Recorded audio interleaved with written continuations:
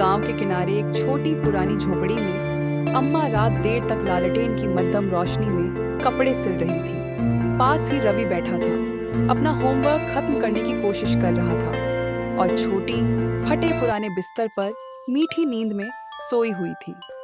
उनकी गरीबी के बावजूद उनके बीच का प्यार उनके घर को गर्माहट से भर देता था। रवि ने अपना काम रोककर अम्मा को देखा। एक दिन मैं आपको बड़ा सा घर दूंगा अम्मा, उसने धीरे से कहा। अम्मा मुस्कुराईं और उसके बालों को सहलाते हुए बोली, तुम मेरी सबसे बड़ी उम्मीद हो रवि।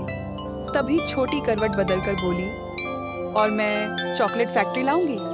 यह सुनकर सब हंस पड़े। अगली सुबह अम्मा ने बाजार में अपनी छोटी सी दुकान लगाई, जहां वह अपने सिले हुए कपड़े बेच रही थी। रवि ग्राहकों को बुलाने में मदद कर रहा था और छोटी पास में खेल रही थी। ज्यादा बिक्री नहीं हुई, लेकिन रवि ने एक सिक्का बचा लिया। उस शाम बचाए हुए सिक्के से रवि ने मोमबत्ती खरीदी और अम्मा को देते हुए कहा, अब आपकी आंखें दर्द नहीं करेंगी। सुनकर अम्मा की आंखों में आंसू आ गए और उन्होंने रवि को गले से लगा लिया। मोमबत्ती की छोटी रोशनी उनकी हिम्मत और उम्मीद का प्रतीक बन गई।